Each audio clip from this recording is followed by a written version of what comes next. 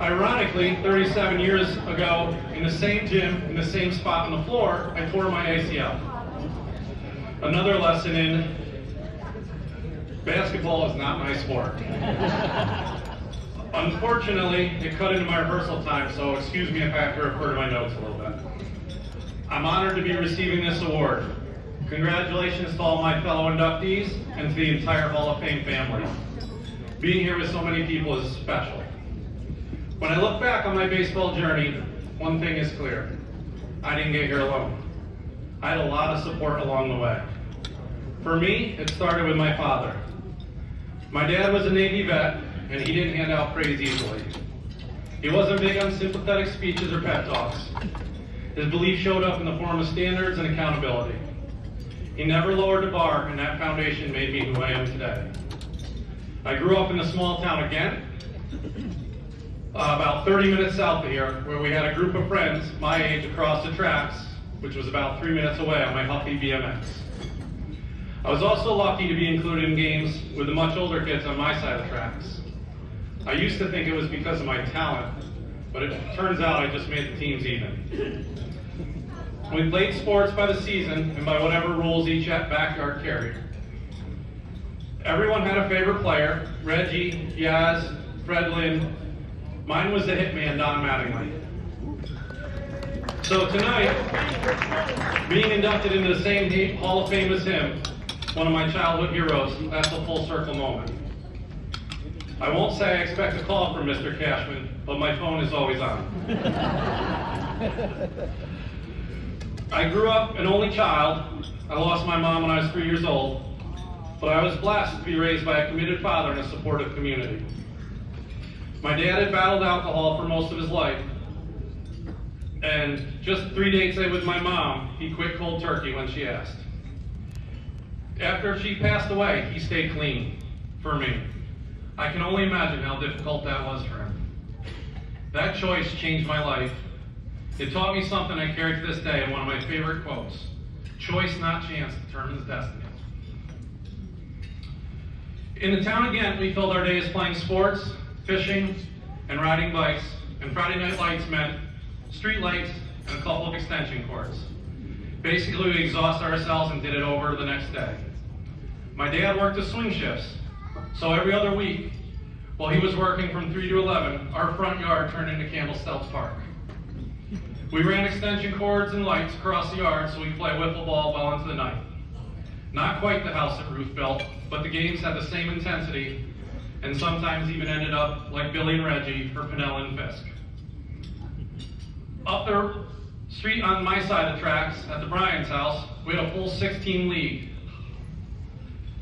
We picked AL and NL teams, posted standings, and even batted the same hand as our players. As the only lefty, and youngest by a lot of years, I learned quickly if I was going to compete, I had to outsmart the opponent. So I picked teams loaded with switch hitters, the Reds and Blue Jays, who I didn't even like, so I could hit lefty all the way down the lineup. That might have been my first coaching move, but it didn't save me from finishing last in both leagues. Fast forward a few years, and I graduate college, and thanks to a teammate with a connection, we get an invite to a local tryout with Pirates. They offered me a contract, $5,000. But because I was a recent grad with student loans and a beat-up car, I didn't have that kind of money to pay, so my career ended. I'm surprised they let me keep the t-shirt. That fall, I started teaching in my hometown. I thought I knew a lot about coaching. Turns out I didn't. Thankfully, there were low or no expectations. I had the freedom to make mistakes without a lot of pressure, and that gave me the opportunity to learn and grow. What I discovered was there was a world of information if I was willing to put in the time. I spent time researching drills, attending clinics, and making connections with those smarter or more experienced than me. I was hooked on growing as a coach. One of my father's favorite quotes was, "A man who doesn't read is no wiser than a man who can't read." I finally understood what he meant. I've been really lucky to have some incredible mentors along the way. John Thorson was both. John taught me how to have those tough conversations with kids while maintaining and building stronger relationships. Then came the rest of the John squad, Rivers, Rolston, and Brantley. Between our deep philosophical coaching conversations, the endless stream of jokes, and me constantly reminding them how bad the Giants are, there was never a dull moment. Working alongside those guys taught me a lot, but also reminded me of one of my favorite quotes. The real trophies in life are the relationships you make. And I've been lucky to build a lot of them. In 2006, I met my beautiful wife, Shannon. From the moment we met, she believed in me, and I believed in her. And to this day, we still do. Love you. She's louder at baseball games. I'm blessed to have her level of support and curiosity, even when she's trying to understand my coaching decisions 2 minutes after the game. In 2008, we had twin boys, Cooper and Braden. 2 weeks later, we were in our first state championship. We came up short, but it was another chance to learn and grow. Like the quote says, successful people see opportunity in every failure. 3 years later, we welcomed our daughter, Lainey, and our lineup was complete.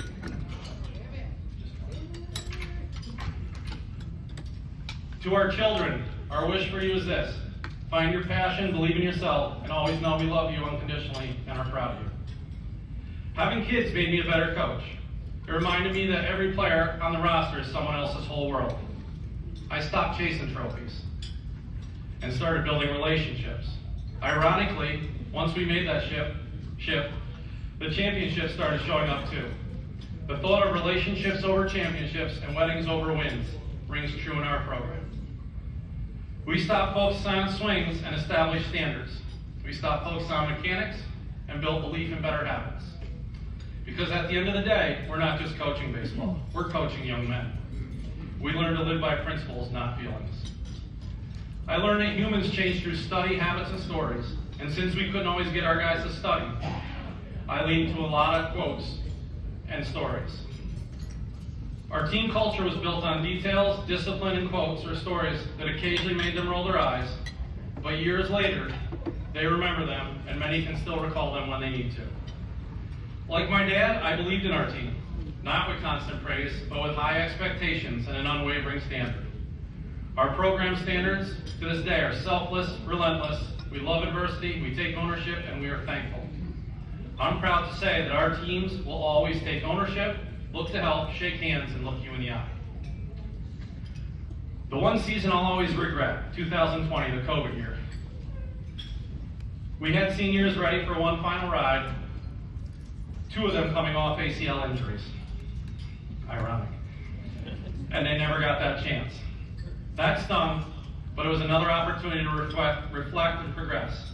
I spent many months studying, Zooming with coaches around the world, including KG, wherever he is, and thinking about how we could get better.